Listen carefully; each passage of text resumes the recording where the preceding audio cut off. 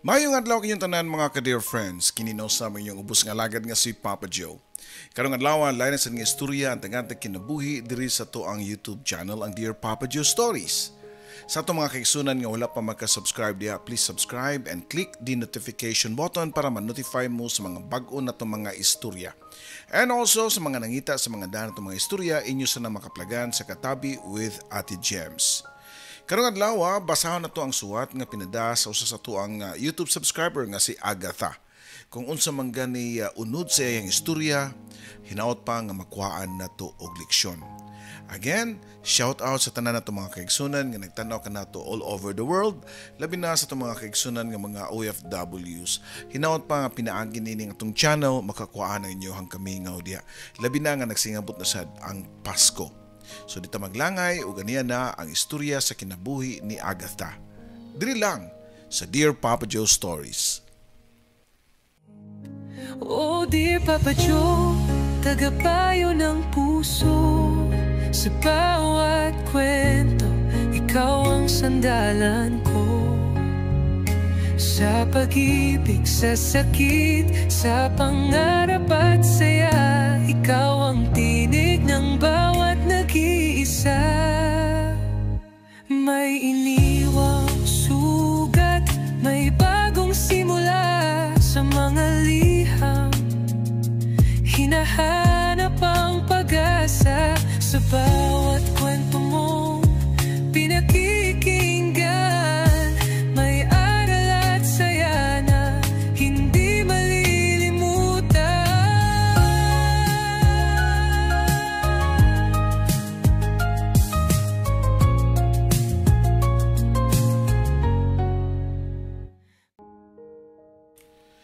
Ang atong suwat tampo karon naguluhan og silot sa akong kinabuhi. Dear Papa Joe, tuwagan lang ko sa pangan nga Agatha. 71 anyos na ang panginaron og lumad nga taga Cebu. Pero sa usa ka probinsya nga di lang nako isulti tungod sa mga sensitibong panghitabo sa akong kinabuhi. Papa Joe, maski mahugog anak na lang ka sa agwat sa tong edad, pero proud ko nga musulti nga nag-follow ko nimo sa social media accounts nimo. Kay kamayong ka og batasan sa tao nga usa sa akong napasakitan. Proud ko nga sa akong edad, ako pagyapon ang nagsuwat ug naghanay nining imong ibasa karon ug kutob sa akong mahinumduman, akong isa-isay. Tinod nga ang tao may kausaban gyud. Kabaw ko nga bati ang tan-aw sa mga tao nako, human nila madungog ang akong istorya. Pero sa wa pa maing-ani nga akong pagkatao kay susamar ko sa kadaghanan nga gikan sa kakabus, gusto makaginhawa sa kinabuhi. Sa akong kasinatian, Papa Joe, usahay makaingon ko nga nganong wa na malang kukuhaa sa Ginoo ug maorday ni ang dangatan sa akong kinabuhi. Sa siyong bahin sa akong kinabuhi, Papa Joe, nagian na mo ang kapait sa kinabuhi kauban ang akong mga igsuon. Unumi kabuok man ang igsuon ug ako ang ikaduha. Mga pobre ang among mga ginikanan ug puros mga mag-uuma. Mao nga malingaw ko maminaw sa mga istorya sa imong YouTube channel kay makahinumdum ko sa panahon sa akong pagkabatan-on dihang wa pa mamantyahi sa dautan ang akong pagkatao. Damgo gyud nako nga moasenso sa kinabuhi, Papa Joe. Pero sa mong sitwasyon, kutob ra sa elementarya ang kaya sa akong mga ginikanan. Hinuon sa tinuod lang yutaan ang akong amahan, pero yuta nga gamit ra para sa umahon nila ni Mama o Papa. Sa unom na mo kam nag-igsuon nga babae, ako lang ang nangusog nga mobiyahe og Sugbo. Nanangid ko sa akong inahan nga motrabaho sa ilang paryente nga may kaya isip usa ka katabang para makatiwas ko og high school. Gawas pa gyud nga gusto ko nga makahuman og tungha, usa sa akong gusto nga makapinpal ko og Amerikano para mahawas mi sa kalisod. Maluoy ko sa akong mga igsuon nga mga lalaki nga nisud lang sa pagpanguma, Papa Joe. Dili man bati ang pagpanguma para nako, Papa Joe, kay kung wa mag-uuma unsa man say kanon sa mga dato. Ni promise ko nga kung magminyo ko foreigner ko haon nako silang tanan ug itipon nako sa akong balay para mag-usami. Pila ra may dagan sa panahon, Papa Joe, nag-20 na ko niya itong panahona o third year high school lang gyapon. Walay uminto ang akong kinabuhi o wa gani kasikad padung sa akong ambisyon. Samtang na ako sa syudad, gitelegramahan ko ni mama nga naaba daw ko'y kwarta kay nakasakit ang akong amahan. Og walay kwarta kay nga akong mga igsuon badlongon na sad kay nakamao naman sad musud og bisyo. Kundi ko muliyok, Papa Joe, way padulngan ang akong kinabuhi. Mao nga nihawa ko sa balay sa akong igagaw o sa igagaw ni mama og nanimpad ko sa mga bar diya sa Mandawi City og nisud ko pagka GRO. Di na ni bag-o sa kung nahuna ang GRO kay nisikat naman ni sa una diyang batanon pa ko. Makapada ko kwarta nila ni mama o papa. Naka-eskwela na sad ang uban na akong mga igsuon sa high school. Hangtod niabot ang oras nga gitintal na gyud ko. Sa yawa nga mangandoy og dakong kwarta og sa wa damha, nagpa-out ko sa usa sa among customer. By the way, Papa Joe, ako lang gihingan og GRO. Kay moderno naman ang panahon karon. Pero ang term nga gigamit kanamo sa unang panahon kay mga hostess. Pareho raman na ang trabaho. Lahi lang o gipangan. So gi-out ko sa usa ka customer nga usa ka politiko sa unang panahon. Siya ang akong unang gipatulan kay kabisado ko sa Pinoy. Niadtong panahon na ubay-ubay na sad ang mga kano nga nagpaibid-ibid diri nako, pero wa nako patuli. Kabalo ko nga type yun ko sa mga kano sa una kay taas ko, itom pero sexy. Ubay-ubay nakuog na karelasyon sa bar. Naay seryoso o naalay para kwarta. Niabot ang time nga mag-college na uban na akong mga igsuon, mao nga kinahanglan ko nga mukayod og pangita og diskarte. Nasayod na sila si mama og papa nga sa bar ko nagtrabaho pero wa sila masayod nga magpabayad ko bugti sa lawas nung kalipay. Kung makauli ko sa mga probinsya kay mapuno ko sa libak kay wa biya sila maanad sa kong itsura nga baga na kaayo og makeup ug sexy na kay kumanamit. Bongga ko basta makabisita sa amoa kay maghikay gyud mi kay gusto ko nga makapaambit kanila sa kalipay. Ug syempre, ako ang boss sa amoa kaniadto. Sa kini nga bahin sa kong istorya makaingon pa ko nga buutan pa ko ato nga pagkatao. Minus sa akong pagbaligya sa ako ang lawas. Kaya nga akong intensyon nga mapaambit nako sa akong pamilya ang pagpuyo nga maharuhay, Papa Joe. Pero matod pa nila nga ang tao mausab. Mausab gyud daw, labi na og nanay dagang kwarta. Niabot ang panahon nga nakauyab ko, siya si Henry ug mao siya ang tighatod nako og kuha sa bar. Karaga namin nagbuhat na imong giingon nga linapaay sa leon ug karnero. Hangtod nga naka-decide mi nga mag-live-in. Dito mi sa ilaha puyo ug wa may reklamo ang mga ginikanan kay under tribunal sila nako. Kay maghatagan man sad ko nila. Hangtod nga nasudlan gyud ko og ni mabdos ko og nilaylo na lang ko sa akong pagpa-out sa bar kay nalamay bata sud sa akong tiyan. Hangtod na himamat nako ang usa ka Australiano nga si Steve. 65 years old siya niadto ug ako 24 pa lang. Nasayod siya nga mabdos ko pero wa ko musulti kinsay amahan. Ako lang siya giingnan nga tungod sa kong trabaho. Wa ko masayod kung kinsay nakapamabdos nako. Pero ningon siya nga dawaton ko niya. Kung akong isaad siya nga dawaton nako siya despite sa iyahang edad. Retired military si Steve og ni bakasyon lang nitong panahon na diyang nagkakita mi og nagkarelasyon. Mulagahay nagbalik si Steve sa Australia og ningon siya nga sa di pa daw ko mga anak.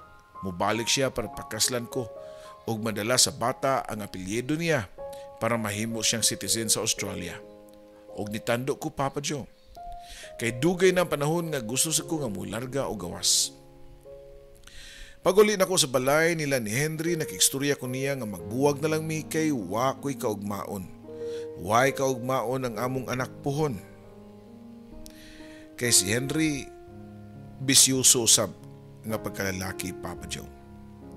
Sa tinud lang, di ko kabuwago niya kay nahigugma ko niya. Pero sa laing bahin kong ambisyon ang hisgutan, ari ko kang Steve kay daghan pa ang nagsalig nako sa akong pamilya. Kang Steve, dawat ko niya, maski mabdus ko. Di mo sugod si Henry nga magbuwag mi. Kung pugson daw na ako siya kay magsamok-samok siya, ug naapay mahitabo kang Steve ug kanako. Gawas lang daw kung mutugot ko nga muipon siya namo og ipalabas lang nga igagaw mi. Sa kumbahin, pabor ko, kay love gid nako si Henry, Papa Joe. Niabot ang panahon nga nakabalik si Steve diri sa Pilipinas ug nagpakasal gid mi. Imbitado tanan na ako mga paryente kay proud ba ako nga naminyo ko og foreigner. Apil sa imbitasyon kay si Henry ug siya pa'y nagmaniho sa amuang giabangan nga bridal car. Way kasayuran si Steve nga nag-drive na mo kay mao ang amahan sa akong gisabak. Ug ako lang gipailailan niya nga ako ang igagaw. So wa pa mi makasal, Papa Joe, kay nipalit na mi og balay ug yuta somewhere sa syudad sa Subo. Dako nga balay, may upat ka kwarto ug garayaanan nga masud pa gani ang upat ka sakyanan. Unya kay nagplano naman mi nga mopalit og sakyanan, giplano nako daan si Henry ang mahimo namong driver. Kay di man ka drive si Steve og lagyo kay dili pa suito. Suwa kayo sa mong plano ni Henry. Gipabuhatan pag yun nako si Henry og kagalingan niyang kwarto. Kay sa samang higayon, mahog na siya namo og bodyguard. Di nakapanganak nako. Di ikalimod nga liwat kayo ni Henry ang batang lalaki. Junior na junior jud kayo ang itsura. Pero wa magduda si Steve kay igagaw biya mi. Diyang naulian na nga kung lawas human mga anak kay duty na sad ko para sa paglipay ni Steve. Para di kay ko ludon mo patol sa tiguang sa di pa ko musud sa kwarto kay adtuon ako si Henry og magsabay mi nga manabako og marijuana, Papa Joe. Og mahitabo gyud ang linapaay sa leon ug karniro. Pero careful mi nga di ko niya masudlan kay ug masayop. Goodbye at kaligayahan. Kay si Henry atong panahon na abunda na sad siya ug kwarta nga gikan nako. Bitin-bitino na akong gulingon ato, Papa Joe, para lang makasukol sa ko sa luyang leon ug lipay sa taon kaayo ang tiguang kay anad na biya ko anak tungod sa akong trabaho kaniadto. Hangtod nga nabuntis ko ni Steve. Sure ko nga siya gyud ang papa. Mao nga nakapatuyang na sa ni Henry diri nako. Wa nay pugong-pugong. Ang aang naman ug mumabdos pa kog lain. Padayon nanging ato nga sistema, ang uban na akong mga igsuon sa mua na nagpuyo. Ug manago lang sila kung naa si Steve sa balay. Tipikal nga mga Pilipino, Papa Joe. Di man sila tigtigawasan kay di man kaayo kalakaw kay guwang na og masakiton. Tungod kay gipulan ako ni Steve kay kapoy na kayo, ako pirmi mo dala sa kalipay mo nga pasagdan na lang nako siya. Mudalikit ming Henry og laglaag og kabalo na masab mo o kabalo na sad ang among pamilya sa setup sa among pagpuyo. Basta lipay ra sila, hayahay lang pagpuyo, wa sila paki. Ang akong manang og manghod nga babae, maoy mo atiman ni Steve. Pero abi ko ba og ako ra ang nagminaro nga tukang Steve. Marukoy masaday kayo ni tawhana. Kay kung wa ko kay kuyog mi ni Henry, kay iya po di ay suburnuhan ng akong mga igsuong babae ug abi nako ako ray sungayan niadtong panahon na. Sus, Papa Joe, ang akong maguwang kay idug man sa di ay ni Steve kung wala ko. Iyapil pa ang akong manghod bugti sa kwarta. Ug niabot gyud ang panahon nga ni mabdos ang akong manghod ug si Steve ang amahan. Giaway ng utaman si Steve, nganong nabuhat niya nako. Ug ako pag yung mga igsuon ang iyong gibuhatan. Apan gitubag ra ko niya nga angay ra sad nako kay maluibon daw ko ug mao ni saktong baos diri nako. Kipalayas nako kung mga igsuon. Pero gipabilin din ako kung maguwang. Kabaw ko nga nasa netabo nila pero di ni kaako nga maguba ang iyang dungog kay may bana og may mga anak kini. Nagtubo na ang anak namo ni Steve nga babae. Si Henry ang muhatod niya sa school. O si Steve, sige na lang og kahubog. Wa na kami may pagtagad og mag-away na lang mi og magkaistoryahanay kay balik-balik lang ang isyu. Si Manang na ang nagam niya. Di sa kung magsilos ni Manang kay nasayod ko nga ubo na laygahi ni Steve, Papa Joe. Og naghuwat na lang ni nga mupahuway sa dayon. Ang among anak ni Steve nga mistisa nagdahom gyud nga ang iyang gitawag nga uncle kay uyuan gyud niya. Wa siya masayod nga mao dito ang amahan sa iyang stepbrother. Sa laing bahin naghuwat na lang gyud ko nga matigok ang akong bana nga Australiano, Papa Joe, para wanay hasol ug mapensyonada pa ko. Ug mapadayon na mo ang among relasyon ug true love ni Henry. Naon sa ba nga nilanat pag 15 ka tuig una siya bawi sa iyang kinabuhi. Wa man sa ko'y problema kay akon man lang siyang gisweldoan si Manang para mo'y mugam ni Steve. Wa man sa niyang reklamo nako. Kay dako siya utang kabubuton nako nga ako magwam, Papa Joe. Kay ako ang nagpahimo nila og balay og nagpa-eskwela sa iyang duha ka mga anak sa college. Pero diha nagkasakit ang akong kamagwagang anak. Kuwangon ra ang pensyon ni Steve. Sa sud gawa sa ospital sa akong anak nga nagka-kidney failure. Kaya napasagdan lagi. Kay ingana gyud na kung pirmi na lang processed food ang gikaon. Napugos ko og prenda sa among balay. Way kasayuran si Steve. Wa siya nibawan about niini kay sa ako man sad nakapangan ang balay og yuta. Kay di man siya pwede makapalit og yuta diri sa Pilipinas kay usa man siya ka foreigner, Papa Joe. Hurot-hurot gyud ang akong kwarta ato kay gawa sa mga bayro noon napakoy obligasyon sa akong pamilya sa probinsya ug napay nagkagrabing sakit sa akong anak nga kinahanglan i-dialysis. Niabot ang oras nga akong giwat. Gibawian gyud sa kinabuhi si Steve ug perting hilak ni Manang nga murag noon og siya nanoy asawa. Murag siya nanoy tagtungod. Ako? Wa ko masayod sa akong gibati niadtong panahona. Mas galabaw ang ka-excited nga mahawas nako sa utang. Kay maari na nako ang tanang katigayunan ni Steve. Iyang pensyon, mabalinan nako ug ang kwarta sa bangko, maari na nako. Nalipay ko at the same time nga makalingkawas sa siging paningil sa bangko diri nako. Nalubong na namo si Steve ug nakita ko nga guol kayo ang nag-inusarang anak namo ni Steve nga babae. Di man ni siya duol nako kay para nako unwanted child manggod siya. Mas nagulkos ka magwangan nga lalaki nga anak namo ni Henry nga bunga gyud sa tinuod namong gugma. Dalaga na nga akong anak diyang nasayran nako nga nakarelasyon kini ug wa nako mao yun ni. Ang maong lalaki kay pobre lang ang maong lalaki, Papa Joe. Sa tinuod lang buutan ang maong lalaki, matinahuron ug kugihan. Pero para nako kaswerte niya no. Ug mawa mi aning kalibutan na siya ang mabulahan.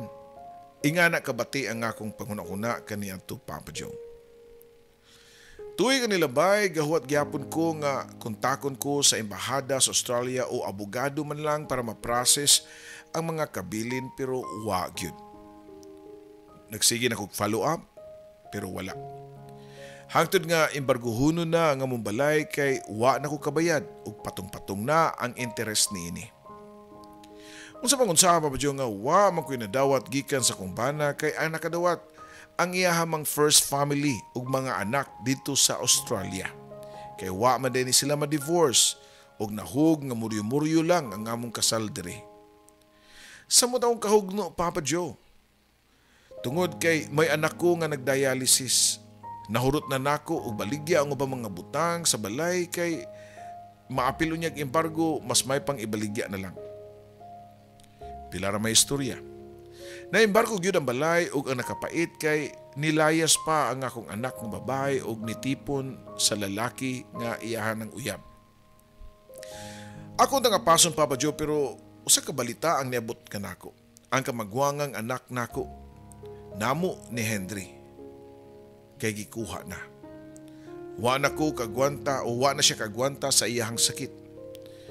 Grabe ang kaparutan ang niabot sa kong kinabuhi niya to, Papa Joe. Human gilubong ang among anak ni Henry kay nagpauban ko niya para apaso ng akong anak nga babae. Diyon ta mo uban ang akong anak, pero gikulata man noon ni Henry ang karelasyon ni ini sa akong anak. Porting laguta sa akong anak namo ug giingnan ko niya nga moabot ra ang panahon nga pagamahayan nako ang tanan. Ang wala ko masayri Papa Joe nga gilihok di ay sa akong anak nga makuha siya sa igsuon sa gawas. Sa unang pamilya sa iyang papa nga si Steve. Dawat ra siya. Ug human na pila ka buwan nilarga ang akong anak sa Australia. May kahayag kung nakita kay kung naa siya dito makatabang na nga malukat unta namo ang balay. Human sa pipila ka adlaw, semana, buwan, tuig, wa gyud makikomunicate kanako ang akong anak. Niabot gyud ang akong gikahadlukan Papa Joe. Na-embargo ang balay namo. Pagkaanugon kay layo ra ang kantidad ani sa utang gyud namo. Wa naman lang nagyud nako gibaligya kay naghandom gyud ko nga malukat ra nako. Diyang ako tay baligya kay baraton ra man sad ko sa mga buyers. Usa sa nas nakapait kay si Henry Papa Joe, human na sayod nga wa na ko'y nahot. Kalit lang siya ni Bia. Nibalik ko sa probinsya namo og hantod karon nga tiguang nako naapa ko diri Papa Joe. Ang akong anak sa gawas wa na gyud makikommunicate nako sud na sa dugayng panahon. Hangtod sa kadlaw niya na kalit lang nga nitunga ang lalaki nga karelasyon sa akong anak sa una. Samtang naa ako sa may nataran sa among balay dito sa probinsya naglingkod, ilawom sa dakong punuan, kalit nga may nihunong nga sakyanan ug ninaog ang sakay niini. Usa ka lalaki nga na nasa mga 40 kapin ang edad. Sama sa akong anak nga naa sa gawas. Kay medyo hanap na ang akong pananaw sa layo, wa kay ko kaklaro. Pero diyang nagkaduol, wa ko masayop. Si Marlon gyud di ay ang uyab sa akong anak sa una.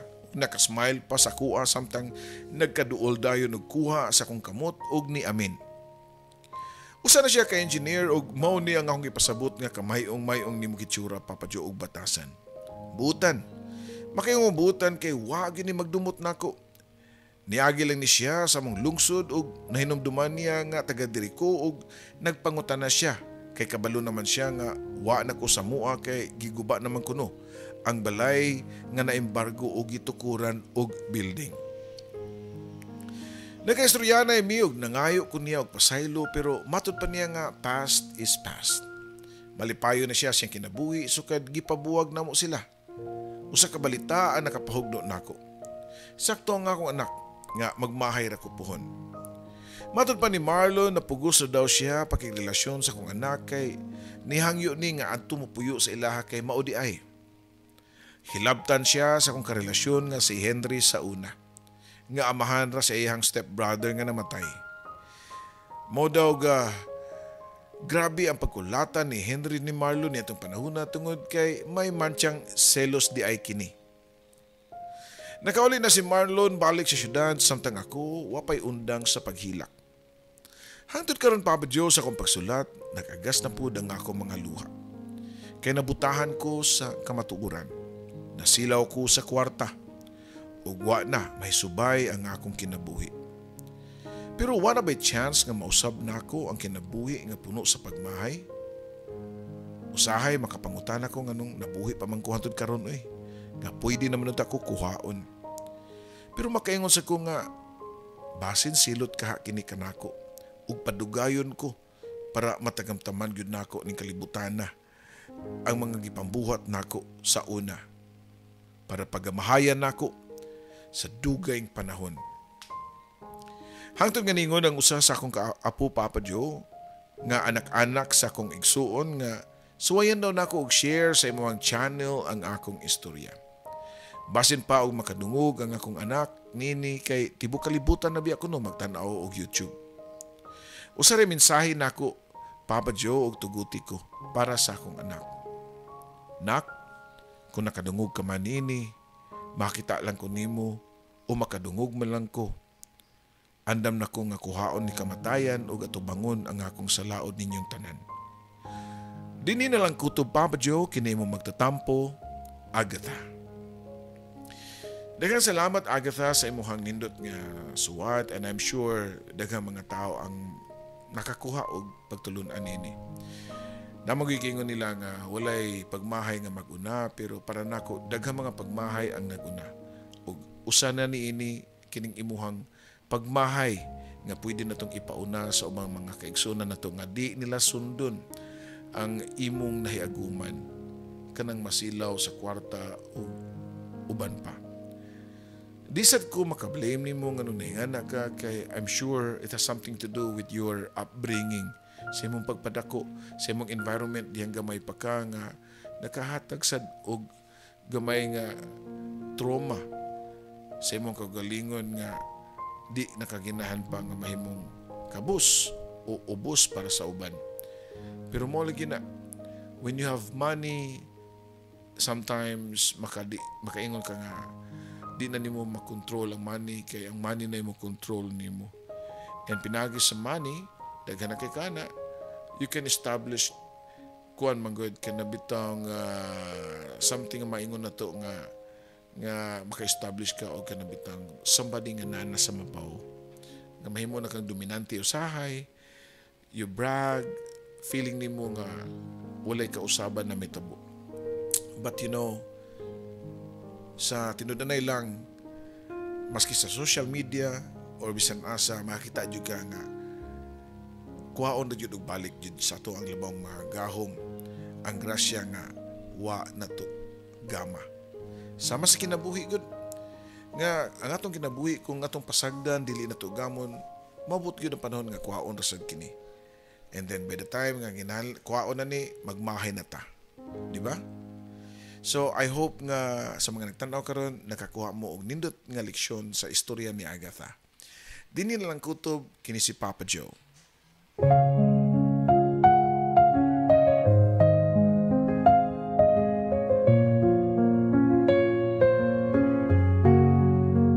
Sa bawat liham na aking sinulat, puno ng lungkot, saya at pangarap. Sa radyo mong tahanan ng kwento, Papa Joe, ikaw ang aming kakampi sa mundo. May luhang pumapatak, may ngiting bumabalik sa tinig mong kay lambing. Kami iyong pinapahid. O dear Papa Joe, tagapayo ng puso. Sa bawat kwento, ikaw ang sandalan ko. Sa pag-ibig, sa sakit, sa pangarap at saya, ikaw ang tinig ng bawat nag-iisa. May iniwang sugat, may bagong simula sa mga liham. Hinahanap ang pag-asa sa bawat kwento mong pinakikinggan. May aral at saya na hindi malilimutan.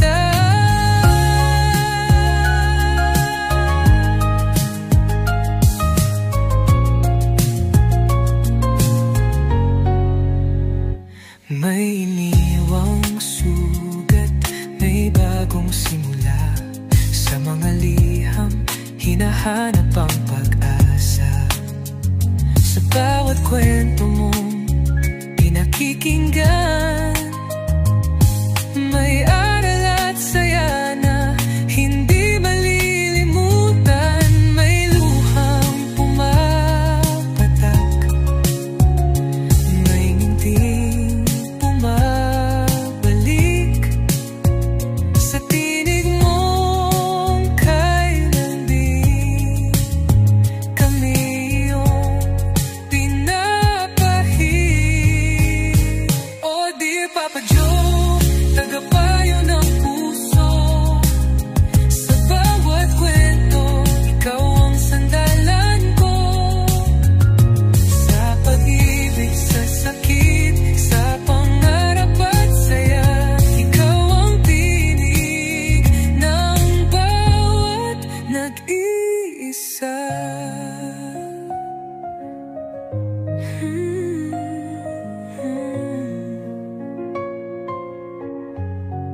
Sa alon ng radyo, tinig mong gabay, nagbibigay pag-asa sa bawat buhay.